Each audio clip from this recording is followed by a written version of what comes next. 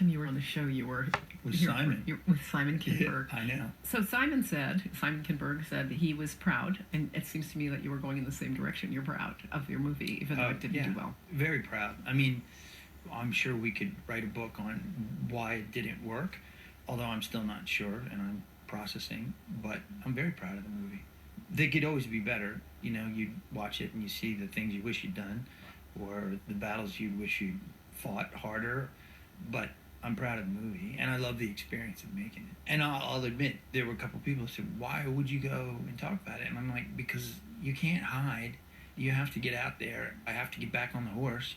You have to take ownership, even though I think Simon had a harder, I think he's more heroic than I am, because he was proud of his movie too, but I think the critics were a little kinder to me, even if the box office wasn't. So it's even harder, you know? Yeah, I feel like it's very hard to figure out what is rebootable and what isn't. You know, honestly, they were talking about tracking, and even the week before, it was doing all right, and nobody was concerned, and then you had this weird drop-off. And I still don't know what the answer is. I mean, I can't tell you why. There's a lot of talk about franchise fatigue, but I don't know, because something comes along and it's nothing but franchises. Right, and I'd love to take that excuse, and maybe that's the case.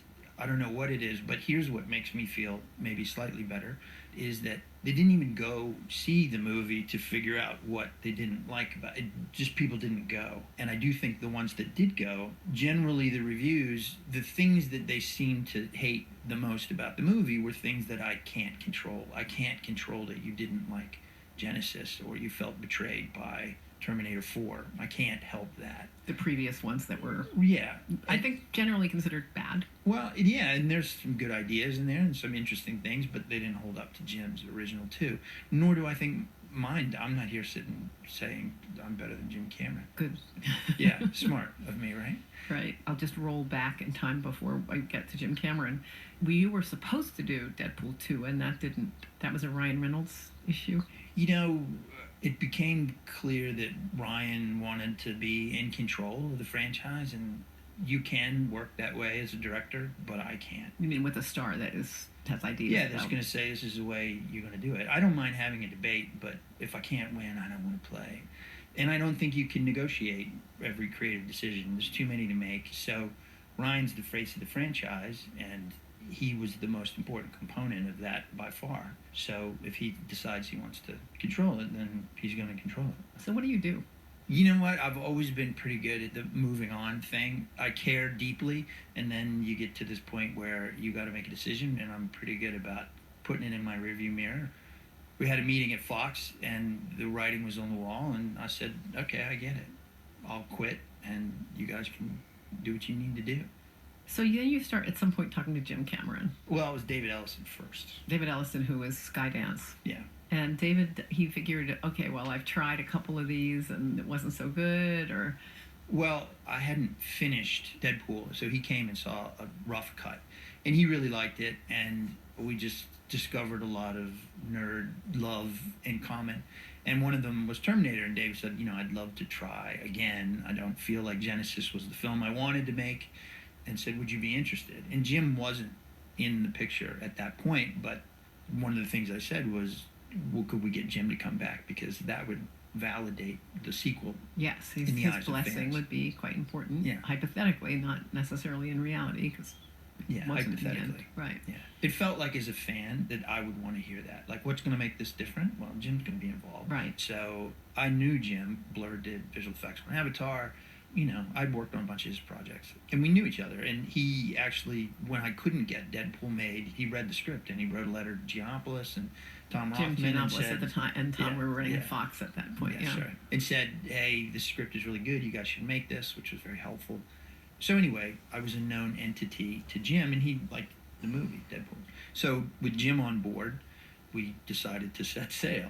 Well, yes, last time I saw you, I think, you and Jim were on stage at a thing at Paramount, and it was it was nothing but love. It was nothing but love, yeah. And this was in 2017. Yeah, I mean, Jim reads a lot of the same books I do. He worships at a lot of the same altars that I do, and there's a lot of similar interests. I don't feel like I'm playing the same game. He's such an accomplished filmmaker. And Well, he's just got a level of genius with technology, and yeah. but having met you a little and Jim a little, you're both handfuls, I think. What do you Right? mean? What do you mean by that? What do you You mean mean? strong-willed is the word you're Yes, looking for. that's what I meant. Yes. You know, going in with Jim, I mean, he never ever makes it so easy. Well, you know what? It's true of me in that it's different where if I'm working in a situation where I'm supposed to be in charge and somebody comes in and tells me what to do versus when I know they're in charge and I'm supposed to take orders. I can follow orders. That's my job. Versus the movie is very different because even though Jim's a producer and David Ellison's a producer and they technically have final cut and the ultimate power, my name is still on it as director. And so even if I'm ultimately going to lose the fight, I still feel this obligation to fight because that's what the director is supposed to do, is fight for the Right. movie. So at least two strong opinions in the room. I don't know if David Ellison. David Ellison's is a strong opinion too. 3. Okay, that's a lot. Yeah. Going into the partnership, how is it supposed to work with you and Jim? Jim was upfront about, look, it's your movie, you have to shoot it. So there was always this assumption that we'd work through everything. If we disagree, we talk it out. And that was the basis of most of them. Every once in a while you have these things where you don't come to an agreement and then who's got the most power wins. Like at Blur, right? I'm the boss at my company. And I have a rule that I'll discuss it 3 times. You say... 3 is one more than I would. I think 3 is healthy. But after the 3rd time, if you haven't convinced me that your way is right and I haven't convinced you, then I get to decide because destiny or fate has put me in the position You're to... in charge. Yeah. And the train's got to keep moving. You can't sit there. So he says, go and shoot. The script took a little longer than David Goyer wrote the first draft. There were a lot of writers on this movie. See, now this is one thing that I've been trying to clear up. Okay, here's your a chance. Here's my chance, yes. Because you look at that and it does look like there's a lot of writers. 6. But there weren't. We did a writer's room with all of these writers. They were going to write the 2nd and 3rd script of a planned trilogy. So they were all in the room I see. breaking story. But they didn't actually, Chick and Josh Friedman didn't actually write on these scripts. And David Goyer has a writing partner, Justin Rhodes. So Justin and David wrote the first draft and Billy Ray wrote the 2nd. And then Jim wrote a few scenes and then, you know. None of them were women, I will note. Yes, you're right. With 3 female leads. Just saying. You're probably right. There's a little point. I just had to say Yeah. Although Jim is off making avatars, plural. Yeah, and for the most part, yes. He was doing a bunch of motion capture stuff here, and then he was going to go to New Zealand. And he tried to time it so that he would be done with that.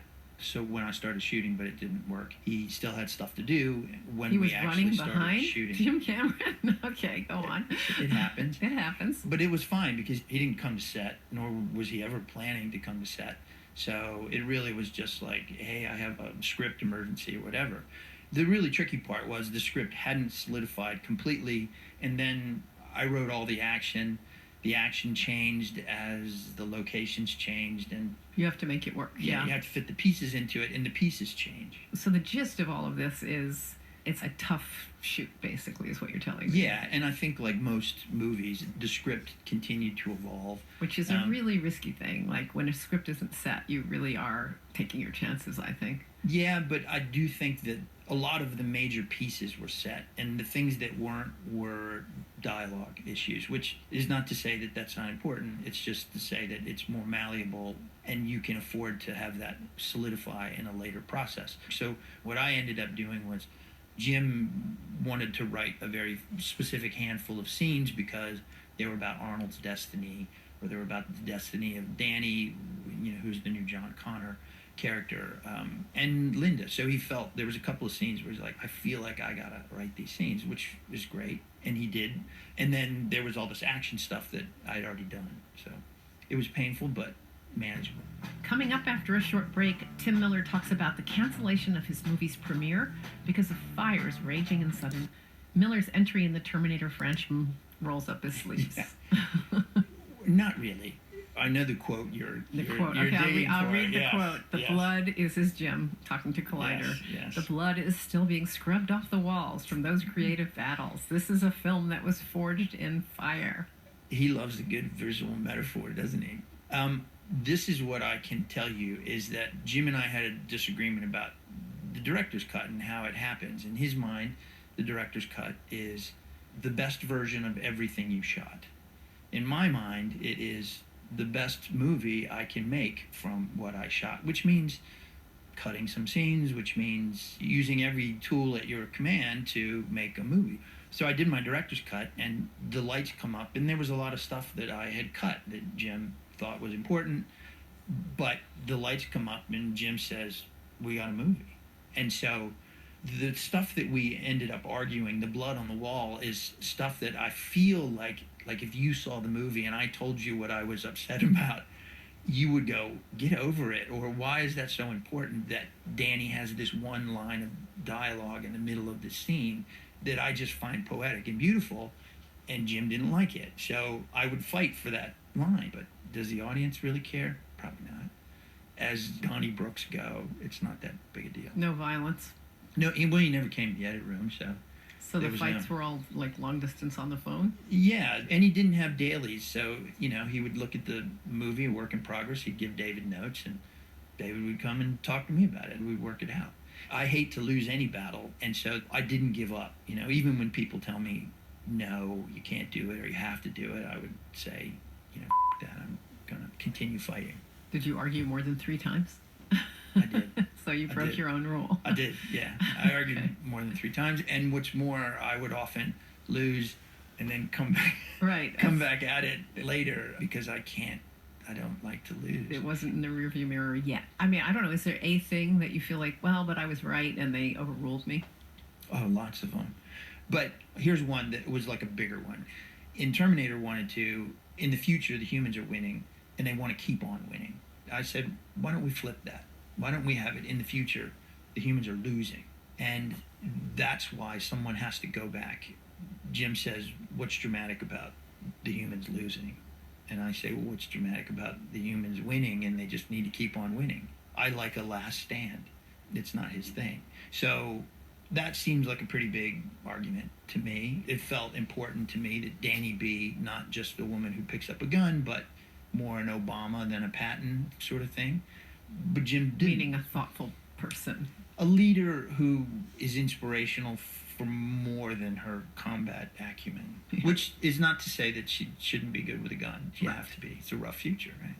So there are arguments like that, and it's his franchise, so I have to bow down to that. So where did it end up with you and Jim? I just got an email Are we still friends? last week from Jim, who said, I know we clashed a little bit, but I put it all down to 2 strong creative people with differences of opinions, and I think it made the movie better. I'll be back in LA in December. Let's go get a beer. So that's nice. I mean, is there a world where you would work with him again? No, but it has nothing to do with whatever trauma I have from the experience. It's more that I just don't want to be in a situation again where I don't have the control to do what I think is right. Now, I realize that it's an illusion. Everybody kneels. Unless I was a billionaire and ready to write my own check, which I'm not, and so I can't. There is some version of kneeling involved in all of it, but maybe a little less would be nice. Do you feel like bad about, David Ellison, his company, Paramount, a bunch of players lose money? I feel horrible. Do you? I had dinner with David last night, and I bought dinner. Oh my God. For the billionaire. David is fighting me for the check, and I'm like, you know what? Let me do it. I feel guilty because Gemini Man didn't do well, and then it was followed with Terminator. David just had a bad couple of things. Yeah, and David's a nice guy, and I have a lot of respect for him, and he jumped on a lot of grenades for me. But I feel badly because what are you going to do? But David said, I don't find myself in this situation very often where I'm sitting down with the director after the movie he made for me did badly and saying, what are we going to do next together? And that was really, I get emotional talking about these things. It was a very nice moment for David because we did have a good working relationship, and he was very supportive. I will note that before the movie opened, there were the fires and your premiere got canceled, and it was like, man, that was terrible. I couldn't believe it. I heard about it like, I don't know, 7 a.m. And 8, Linda texts me and she's like, "Hey, I got some family in town for the premiere. Linda hadn't seen the movie yet either because she didn't want to see it until the premiere. But anyway, she texted me and she said, "We got a lot of family in town. Can you set up a screening over at Blur at my company? We have a nice big room with a big screen, but it's not the same." So I kind of marshaled all the troops and we asked IMAX if we could screen down at Playa at their headquarters. So they did screening for us in IMAX, which is amazing. And everybody, see, I get emotional. Everybody came. Very nice. I cry very easily. I'm getting a reputation as like the crying director. It's embarrassing. We're on quite a roll of having guests cry, so you're really? actually holding up my streak. So I feel like I've got a certain standard to uphold. Thank you. I cry when I'm happy. It was a happy moment. It was a happy moment. Linda loved the movie, and everybody, their friends and family, got to see it. It was great. So, living in reality, dealing in reality, Deadpool 2, not so good. You know, there's a split. This thing, there's fighting, and it doesn't work financially. Do you feel like I've got something that on the pipeline and I'm going to be fine, or do you feel like, uh-oh, I've got to go just not do this anymore? I had a good life and I have a great company. I don't feel like the bottom's going to fall out of my world. I was happy before I directed movies, but I'm also not worried about losing it. I think Deadpool was a really good movie and it did well, and I think this is a really good movie. It didn't work